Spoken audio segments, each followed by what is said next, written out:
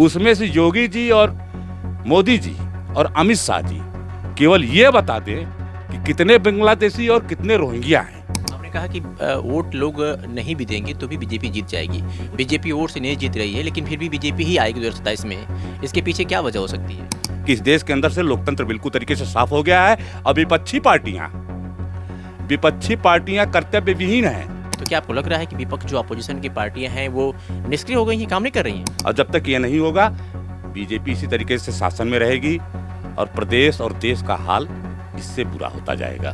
घोटाला ही हुआ है एक तरीके से, और इसी को लेकर के बीजेपी फिर सत्ता में आएगी। तो अगर बीजेपी सत्ता में आती है तो दिक्कत क्या है? बस उसी तरीके से जेल भरो आंदोलन चलेगा तो क्रांति आएगी, तब समग्र क्रांति होगी। और ऐसा विपक्ष कर नहीं सकता, इसलिए कि जितने भी लोग हैं विरासत में राजनीति में आए हैं। संजय जी, सीधा सवाल आपसे कि 2027 में कौन, योगी या अखिलेश?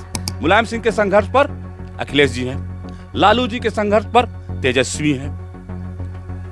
अब और किसका किसका नाम बताएं? राहुल जी भी क्या है, इंदिरा गांधी और राजीव गांधी के संघर्षों की कहानी लेके चलते हैं।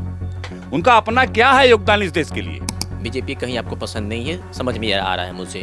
आप किसको चाह रहे हैं कि मतलब कौन सत्ता में आएगा तो देश प्रदेश का विकास होगा?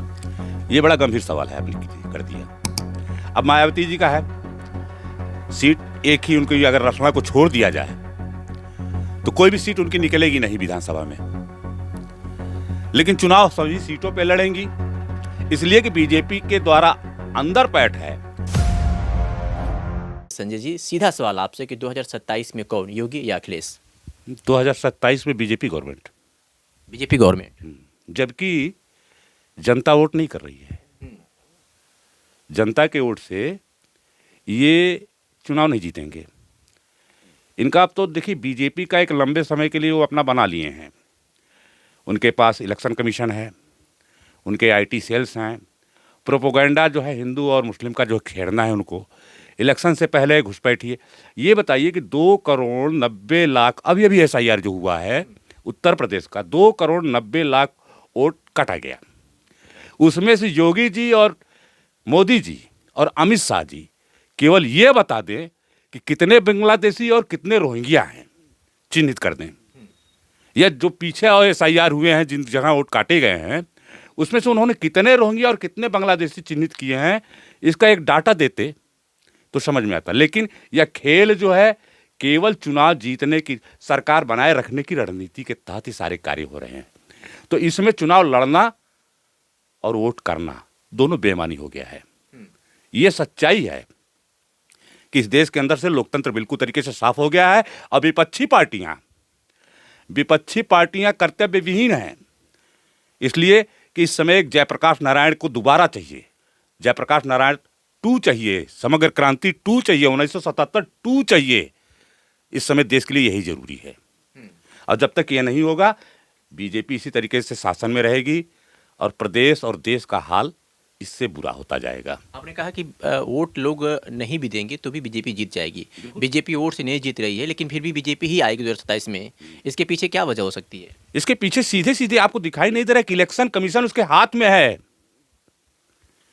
आप देखिए, बिहार में इलेक्शन के दौरान 10-10 हजार रुपए खाते में डाले गए, आदर्श चुनाव संहिता कहां गई? जबकि आंध्रा में, तेलंगाना में चुनाव हो रहा था, वहां पर जो है सरकार ने घोषणा किया था, उसको रोक दिया गया बांटने से स्कूटी के लिए, किया करके कि आदर्श आचार संहिता, इसलिए वहां कांग्रेस थी, विपक्षी पार्टियां थी। लेकिन हमें पक्ष और विपक्ष से मतलब ही नहीं है। हमें तो सिर्फ डायरेक्ट ये कह रहे हैं कि एक ऐसी व्यवस्था देश के अंदर पनप गई है कि 2 पूंजीपति मिलकर के कुछ नेताओं को लेकर के एक संगठन को खड़ा कर लिए, जिसका नाम है RSS, एक का नाम है बीजेपी, और इस देश को पूरी तरीके से कब्जे में ले लिए हैं। और इनके कब्जे से मुक्त कराना कम से कम इन विपक्षी दल के बस की बात नहीं है। अब संपूर्ण क्रांति के नायक फिर से जन्म लें और फिर से क्रांति हो, तभी यह हो सकता है कि बीजेपी की सरकार नहीं बने। तो विपक्ष पार्टियां तो हैं, जब दमखम लगा रही हैं, विरोध कर रही हैं, पुरजोर विरोध कर रही हैं। चुनाव आयोग का भी उन्होंने विरोध किया, SIR को भी लेकर के सामने कुछ प्रतिक्रियाएं। तो क्या आपको लग रहा है कि विपक्ष जो अपोजिशन की पार्टियां हैं वो निष्क्रिय हो गई हैं, काम नहीं कर रही हैं? वो केवल फॉर्मेलिटी कर रही हैं, वो चुनाव की अपनी रणनीति बना रही हैं केवल। वो भी जो है अपने जातीय वोटों को सहेजने में जुटे हुए हैं, जाति समीकरण को बनाने में जुटे हुए हैं। किसी तरीके से राजनीतिक जो हलचल होनी चाहिए किसी भी विपक्षी पार्टी में नहीं। क्या किसी ने जेल भरो आंदोलन चलाया? नहीं। विरोध तो किया, लेकिन विरोध करने के साथ साथ जेल भरो आंदोलन चलाओ ना। 1977 में क्या हुआ था? लोगों ने तो जेल भरा ही था ना। बस उसी तरीके से जेल भरो आंदोलन चलेगा तो क्रांति आएगी, तब समग्र क्रांति होगी। और ऐसा विपक्ष कर नहीं सकता, इसलिए कि जितने भी लोग हैं विरासत में राजनीति में आए हैं। अच्छा, दम पर नहीं आए हैं। उनका अपना अपना क्या है? उनका कितने दिनों का संघर्ष है? मुलायम सिंह के संघर्ष पर अखिलेश जी हैं, लालू जी के संघर्ष पर तेजस्वी हैं। अब और किसका किसका नाम बताएं? राहुल जी भी क्या है? इंदिरा गांधी और राजीव गांधी के संघर्षों की कहानी लेके चलते हैं। उनका अपना क्या है योगदान इस देश के लिए? किसी तरीके के संघर्ष के लिए कहां खड़े हुए वो? कम से कम जाते, संघर्ष करते हुए जेल जाते, जनता के लिए भूखे मरते, तब ये माना जाता है कि उन्होंने संघर्ष किया है, वो राजनीति में हैं, राजनेता हैं। तो इस तरीके से हम कहते हैं विपक्ष तो शून्य हो गया, राजनेता विहीन देश हो रहा है। तो क्या अब अखिलेश, राहुल गांधी, तेजस्वी यादव, चंद्रशेखर आजाद, बहन कुमारी मायावती ये निष्क्रिय हो गई हैं? बिल्कुल निष्क्रिय हैं, नेता विहीन हो गए लोग। नहीं माने राजनीतिक सोच से विहीन है। इनका कुछ मतलब नहीं है, इनका केवल पब्लिसिटी से मतलब है, हमारा वोट बैंक तैयार हो जाए। वोट बैंक तैयार करके क्या फायदा है? अब मायावती जी का है सीट एक ही उनकी, अगर रसना को छोड़ दिया जाए तो कोई भी सीट उनकी निकलेगी नहीं विधानसभा में, लेकिन चुनाव सभी सीटों पे लड़ेंगी, इसलिए कि बीजेपी के द्वारा अंदर पैठ है कि आपको चुनाव बेहतरीन प्रत्याशियों के साथ लड़ना ही लड़ना है। इसलिए कि जो दलित पीडीए बना रहे हैं अखिलेश, ये पीडीए कंप्लीट ना होने पाए। यदि पीडीए कंप्लीट भी हो जाता है, वोट पड़ भी जाता है, तो इलेक्शन कमीशन है, हार जाएंगे तब भी। तो क्या लगता है कि मायावती भी अंदर अंदर कहीं बीजेपी के लिए काम कर रही हैं? आप तो ऐसा कर रहे हैं। वो तो ओपनली बीजेपी के साथ हैं। पिछले बार भी बीजेपी के पक्ष में भी मतदान किया, मतलब अपना वक्तव्य दिया। भाई अगर वो बहुजन समाज के हित में होते या सरकार के विपक्ष में होती, इस भ्रष्ट सरकार के, तो तालमेल कहीं ना कहीं कर लेती। उनकी एक भी सीट तो निकली नहीं, 10 सीट लेके संतोष कर लेती, लेकिन ऐसा वो नहीं कर सकती हैं। इसलिए उन्हें सिर्फ चुनाव लड़ने में और एक अलग खेमे में रह करके जो पैसा मिल जा रहा है, उनको पैसे से मतलब होता है। उन्हीं की पार्टी बदनाम थी। पहला प्रारंभ में विधानसभा का और लोकसभा का टिकट लेने के लिए उनकी पार्टी में 2-2 करोड़ 3-3 करोड़ पहले बसपा से ही शुरुआत हुआ है।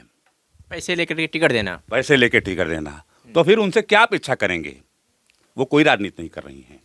अच्छा, जैसे आपने कहा कि शुरू में कि ही बीजेपी चाहे जैसे भी हो सत्ता में आएगी 2027 में, क्योंकि उसके साथ इलेक्शन कमीशन है, उसके साथ मशीनरी हैं, सरकारी मशीनरियाँ जितनी भी है वो सब काम कर रही हैं। एसआईआर में भी आपने कहा कि घोटाला ही हुआ है एक तरीके से, और इसी को लेकर के बीजेपी फिर सत्ता में आएगी। तो अगर बीजेपी सत्ता में आती है तो दिक्कत क्या है? अब दिक्कत तो सामने ही है आपके, जल जमीन जंगल जंगल सब बिक गया आपका। जो हिमालय का जो झरने हैं, हिमालय क्षेत्र के, आज झरने सूख चुके हैं। आप गंभीरता से जाकर के इसको पता करेंगे तो हमारा इन्वायरमेंटल जो झरना था, जो कि अनवरत चलता था, लेकिन इन्होंने प्राइवेट सेक्टर की कंपनियों को दे दिया, और वो झरने का पानी अपने देश में नहीं, यहाँ का पानी यहाँ से भर करके ले जाकर के विदेशों में पेट्रोल से कई गुना महंगे दाम में बेचे गए, और आज भी बेच रहा है। और जिसका परिणाम जो है हमारे प्रकृति पर, हमारे पहाड़ से नीचे की धरती जो मैदानी क्षेत्र है यहाँ भी आएगा, सूखा का नतीजा आएगा। तो जल बिक गया, जहाँ जमीन देखिए तमाम जो है ग्रामवासियों को, आदिवासियों को जो है जंगल में उन्हें मार दिया गया और कह दिया गया कि ये नक्सलवादी थे, और उनकी ज़मीन हड़प ली गई। दिया किसको गया? तो अदानी जी को दे दिया गया, अंबानी जी को दे दिया जाएगा। वहाँ से जो है उसका दोहन कर रहे हैं। एक बात बताइए संजय जी कि बीजेपी जिस तरीके से आप बात कर रहे हैं, बीजेपी कहीं आपको पसंद नहीं है, समझ में आ रहा है मुझे। आप किसको चाह रहे हैं कि मतलब कौन सत्ता में आएगा तो देश प्रदेश का विकास होगा? ये बड़ा गंभीर सवाल है, आपने कर दिया।